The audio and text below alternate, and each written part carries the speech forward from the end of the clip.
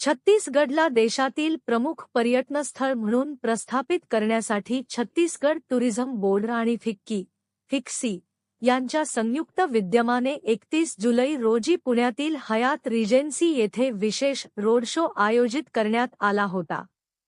देशात होणाऱ्या 8 road show मालिकेतील हा दुसरा टप्पा होता.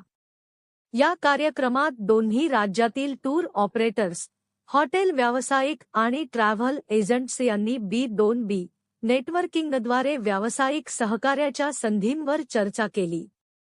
छत्तीसगड टुरिझम बोर्डाचे अध्यक्ष नीलू शर्मा, व्यवस्थापकीय संचालक विवेक आचार्य आणि फिक्की टुरिझम समितीचे अध्यक्ष जसप्रीत सिंह भाटिया यांनी पुण्यातील व्यावसायिकांना छत्तीसगडमधील निसर्गसौंदर्य, वन्यजीव, चित्रकोट धबधबा, भोरमदेव मंदिर आणि आदिवासी संस्कृतीचा प्रसार करण्याचे आवाहन केले.